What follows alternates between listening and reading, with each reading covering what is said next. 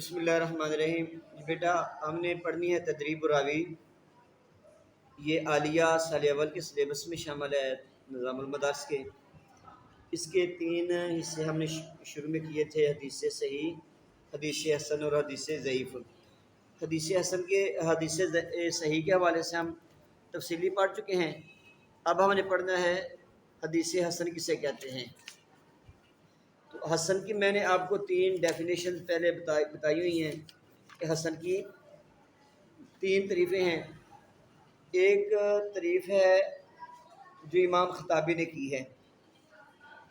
امام خطابی کہتے ہیں کہ حدیث حسن وہ ہے ہوا ما عرف مخرجہ واشتہر رجالہ، کہ یہ وہ ہے کہ جس کے مخرج معلوم ہو اور اس کے جو آدمی ہیں وہ یہ مشہور ہوں۔ 166 کہ حدیث حسن وہ ہے، امام خطابی کی یہ دوسرا تعریف ہے۔ انہوں نے کہا کہ ہوا ما عرف مخرجہ، کہ جس کا مخرج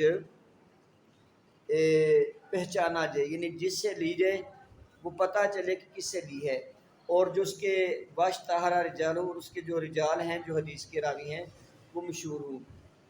مدار و اکثر الحدیث و علیہ مدار و اکثر الحدیث، اور اسی پر حدیث کے اکثر حدیث کا مدار ہوتا ہے۔ جو اکثر حدیث ہے نا بیٹا، وہ کہہ رہے ہیں کہ اکثر و علیہ مدار و اکثر حدیث، کہ اکثر احادیث کا دار و مدار اسی چیز پہ ہے کہ حدیث حسن وہ ہے کہ جس کا مخرج معروف ہے اور اس کے آدمی مشہور ہیں۔ اور پھر اگلی شرط ہے بولو اکثر علماء، اسی اکثر علماء نے قبول بھی کیا ہو، واستعملہ عامۃ الفقہاء، اور عام فقہاء نے اس حدیث کو استعمال بھی کیا ہو۔ امام خطابی نے کہا کہ حدیث حسن وہ ہے کہ جس کا مخرج معروف ہو، آدمی مشہور ہوں، اکثر حدیث کا مدار بھی اسی پر ہو، علماء کی اکثریت اس حدیث کو قبول کرے، اور فقہاء اس حدیث کو استعمال کر کے اس سے مسائل کو اخذ بھی کریں۔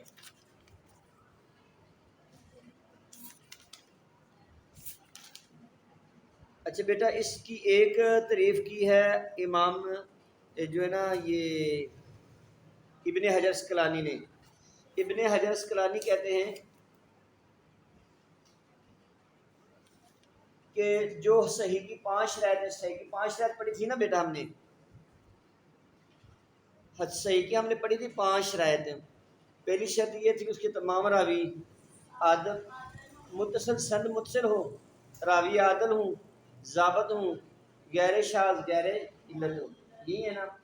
تو حضرت امام ابن حجر اسقلانی کہتے ہیں 5 شرطوں میں سے ایک شرط کم ہو جائے گی، یعنی اس کے راوی جو ہیں وہ کمزور ہوں، ضابط ہونے کی بجائے ان کے حافظے میں کچھ کمی ہو، تو وہ حدیث سے مشہور ہوتی ہے۔ پھر سنیں 5 اس کی بتائی ہیں حدیث صحیح کی شرائط ہے۔ ابن حجر اسقلانی کہا کہ تمام اس کی سند متصل ہو، تمام راوی عادل ہوں، ضابط ہوں، ضابط میں حفظ پکا ہو، اور غیر شاذ غیر علت ہو۔ اب جو اس کی تیسری شرط ہے نا کہ تمام راوی ضابط ہوں، اگر راویوں میں سے کسی راوی کا حافظہ کمزور ہے تو وہ حدیث صحیح نہیں رہے گی بلکہ حدیث حسن ہو جائے گی۔ وہ حدیث کیا ہوگی؟ حسن ہوگی۔ باقی چاروں شرطیں پائی جانے ضروری ہے، بس یہ شرط کمی ہو کہ حافظے میں گڑبڑ ہو۔ قال الشیخ، شیخ کہتے ہیں ہوا قسمان، جس کی 2 قسمیں ہیں۔ کس کی 2 قسمیں ہیں بیٹا؟ کس کی 2 قسمیں ہیں؟ ہم کس کو پڑھ رہے ہیں؟ ہاں حدیث حسن۔ حدیث حسن کی 2 قسمیں ہیں۔ یہ شیخ سے مراد ابن صلاح ہیں۔ احدہما ما لا یخلو اسنادہ بمستور لم تتحقق اہلیتہ، کہ وہ خالی نہ ہو، اس کی سند خالی نہ ہو من مستور، کسی مستور سے جس کی اہلیت متحقق نہیں ہے، ولیس مغفلا کثیر الخطا، نہ ہی وہ غفلت کرنے والا ہے اور کثیر الخطا ہے، ولا ظاہر منہ سبب مفسق، اور اس سے کوئی ایسا سبب بھی ظاہر نہیں ہوا جو فسق والا ہے، ویکون متن الحدیث معروفا، اور سے اس حدیث کا متن معروف ہو، بروایت مثل ہی، اس جیسی روایت سے، اور نحوی ہی، یا اس جیسی سے، من وجہ آخر، کسی اور حدیث سے۔ یعنی کہ یہ جو ہے نا بیٹا مالا یخلو اسنادہ من مستورن، اس کی جو سند میں جتنے راوی ہیں نا، ہر راوی کی ساری ہسٹری سامنے ہو، مستور العال نہ اس راوی کی جو کیفیت ہے وہ چھپی ہوئی نہ ہو۔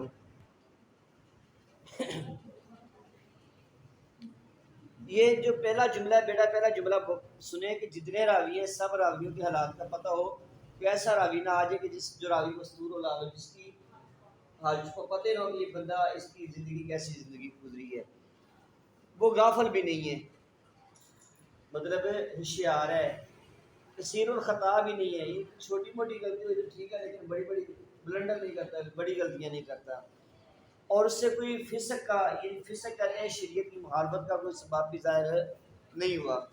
اور پھر جو اس نے حدیث بیان کی اس کا مطلب معروف، و معروف کا مطلب یہ ہے کہ وہ لوگ اس کو عام اس کو جانتے ہوں، یا پھر اسی موضوع کا اسی مفہوم میں کوئی اور حدیث کسی دوسری سند سے بھی ہو۔ جب یہ ساری شرطیں پائی جائیں گی تو اس کو ہم صحیح کہیں گے۔ یہ حسن کا پہلا درجہ ہے۔ الثانی ان یکون روایت مشہورا بالصدق والامانۃ، یہ امام ترمذی کی آ گئی، یہ پیچھے ابن صلاح کی روایت گزری، یہ ترمذی کی جو میں پہلے آپ کو بیان کر چکا ہوں، اس کی روایت مشہور ہو، سچ میں، امانت میں، ولم یبلغ درجہ تو صحیح، لیکن صحیح کے درجے پہ نہ پہنچے کیونکہ اس کے حفظ اور اتقان میں کمی ہے۔ واہوا مرتفع عن حال من یتفرد منکرا، اور یہ بلند ہو اس حال سے جو اس کو مفرد اور منکر سمجھے۔ آگے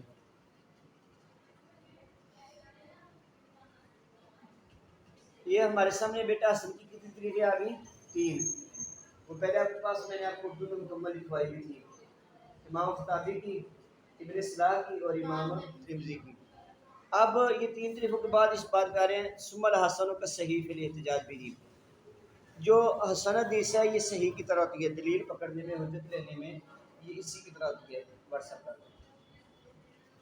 وَإِنْ كَانَ دُونَ فِي الْقُوَّةِ، اگرچہ قوت میں کم ہے لیکن دلیل لینے میں صحیح کی طرح ہے، یعنی ایک طرح سے یہ صحیح کے برابر ہے کہ جب ہم نے اس احتجاج کرنا یعنی بطور دلیل لینا ہے، لیکن قوت جو ہے وہ صحیح میں زیادہ ہے اور اصل میں وَلِهَذَا أَدْرَجْتُهُ فِي نَوْعِ صحیح، اس لیے میں نے اس کو صحیح کی نوع کے اندر درج کیا ہے۔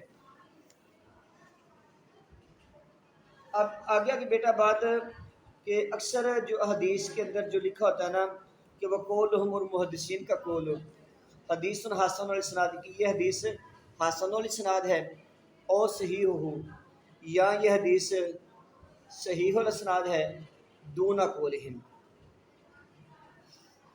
یہ اس قول سے کم ہے حدیث صحیح و حدیث حسن، یعنی کہ ایک طرف آتا ہے قول حدیث صحیح، حدیث کہتے ہیں کہ حدیث صحیح یہ زیادہ پکی بات ہے، اور حدیث حسن الاسناد یا حدیث صحیح الاسناد یہ ذرا گھٹ درجہ ہے، یعنی ایک حدیث لکھنے کے بعد اگر لکھنا ہے حدیث صحیح یہ زیادہ اتھینٹک ہے، اور حدیث حسن الاسناد یا حدیث صحیح الاسناد لکھا ہے تو یہ کم اتھینٹک ہے۔ سمجھ آ گئی؟ لأنہ قد یصح یحسن الاسناد دون المتن، کیونکہ کبھی اس کی سند تو صحیح اور حسن ہوتی ہے لیکن متن صحیح نہیں ہوتا، لشذوذ، شاذ ہونے کی وجہ سے، او علت، یا کسی علت کی وجہ سے۔ کہتے ہیں کہ بعد کا ایسا ہوتا ہے کہ حدیث اگر حدیث صحیح ہو کا معنی یہ ہے اس کی سند بھی صحیح ہے تو متن بھی، تو حدیث صحیح الاسناد کا مطلب یہ ہے اس حدیث کی سند تو صحیح ہے لیکن متن کی گارنٹی نہیں ہے۔ فَإِنِ اقْتَصَرَ عَلَىٰ ذَلِكَ حَافِظٌ مُعْتَمَدٌ فَالظَّاهِرُ صِحَّةُ الْمَتْنِ، لیکن اگر کہتے ہیں کہ اگر کوئی اس پر اکتفا کرتا ہے وہ بندہ جو حدیث کا حافظ بھی ہے اور اس پر اعتماد بھی ہے، اب ظاہر ہے کہ متن بھی صحیح ہوگا۔ اب پھر بیٹا تھوڑی سی انہوں نے بات ایک اور درجے کی کر دی، کہتے ہیں اگر عام حدیث ہے، ذہن میں تو دھیان دو، اگر عام حدیث ہے اس کے آخر میں لکھا حدیث صحیح اور تو وہ سب سے ٹھنڈک ہے، اگر لکھا حدیث صحیح الاسناد تو کم ٹھنڈک ہے، لیکن اگر وہی حدیث اگر ایسے بندے کی جو حافظ الحدیث بھی ہے اور جو قابل اعتماد بھی ہے، اگر وہ کہتا ہے نا صحیح الاسناد، تو یہ اس کا صحیح الاسناد حدیث الصحیح کے برابر درجے پہ ہے۔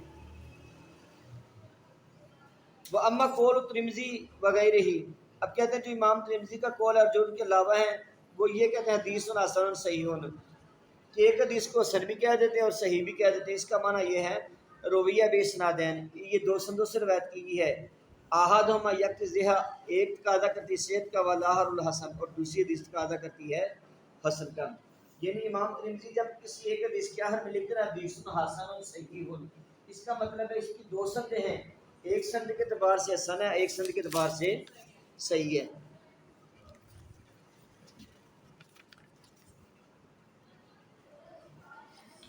اب اگلی بات، وہ اما تقسیم البغوی احادیث المصباح الی حسان و صحاح،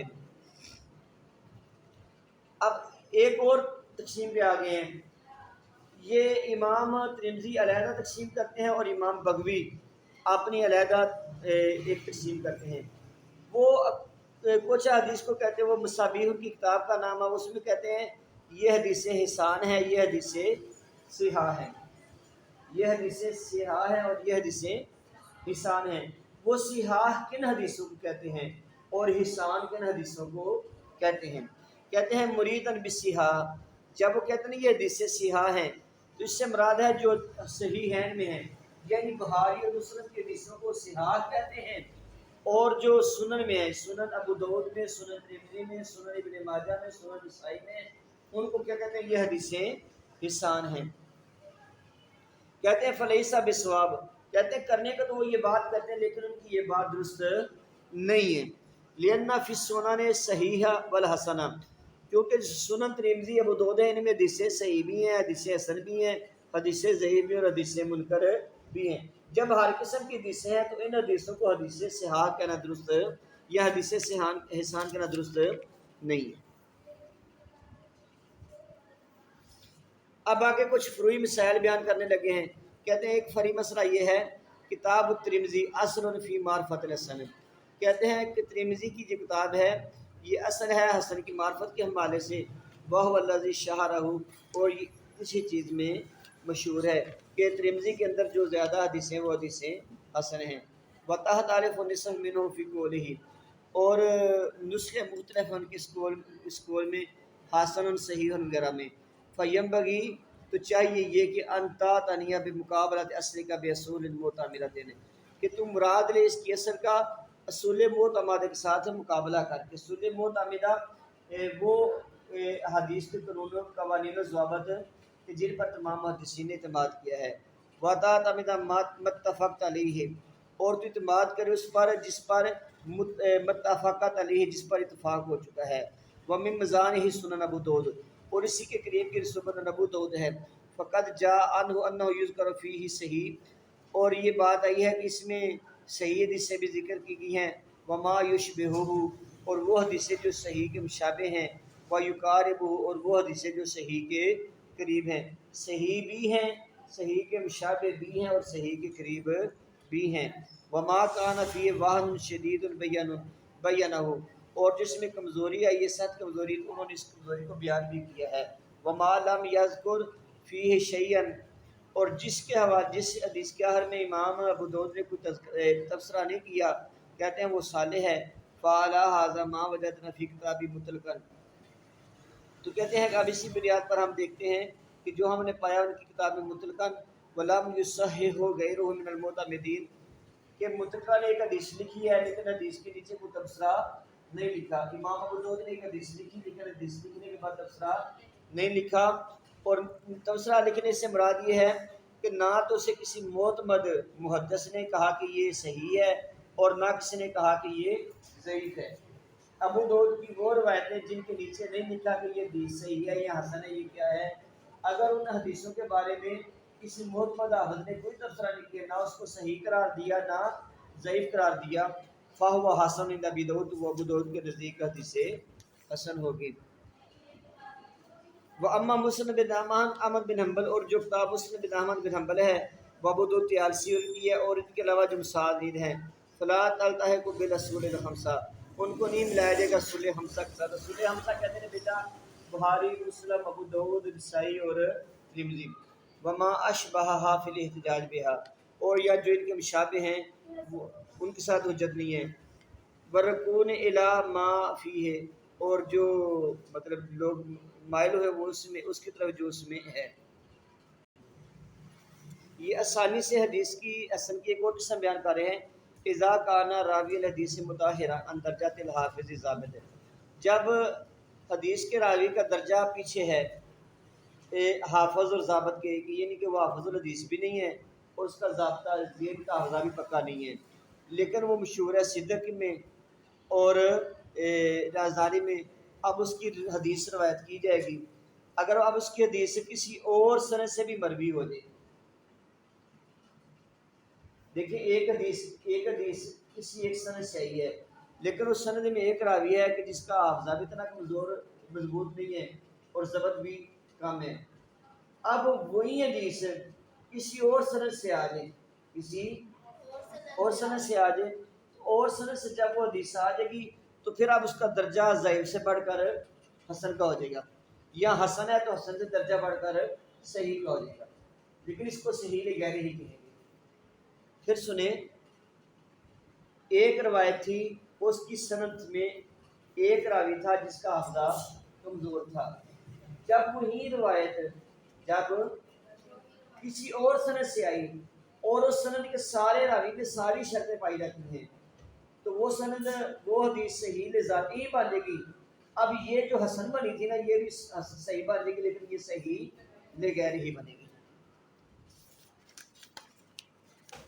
تیسری، اذا روی الحدیث من وجوہ ضعیفۃ، جب حدیث روایت کی جائے کسی ضعیف وجوہ سے، ولا یلزم ان یحصل من مجموع حسن، اور ان کے مجموعے سے وہ حدیث حسن نہیں بن رہی، بلکہ اس کا جو ضعف ہے وہ لضعف حفظ روایت صدوق الامین، وہ صدوق اور صادق اور امین راویوں کے حفظ میں ضعف کی وجہ سے ہے. زال بمجیہ من وجہ آخر وصار حسنا، اگر وہی روایت کسی اور سند سے مروی ہو جائے تو یہ حدیث حسن ہو جائے گی. وقضا اذا کان ضعفها لارسال، اگر ایسے کسی کا ضعف ارسال کی وجہ سے تھا، ارسال کا مطلب یہ ہے کہ درمیان میں کوئی راوی اعظم ہو گیا تھا. بے مجیہ من وجہ آخر، اگر وہی حدیث کسی اور صحیح سند سے آ جاتی ہے تو یہ حدیث بھی ضعیف نہیں رہے گی بلکہ حدیث حسن ہو جائے گی. واما الضعف لفسق راوی، اگر کسی حدیث کا راوی فاسق ہے تو اب اگر وہی حدیث کسی اور حدیث سند سے آ جائے تو یہ حدیث حسن نہیں ہوگی کیونکہ اس کا راوی فاسق ہے. چلے یہ بیٹا حسن کا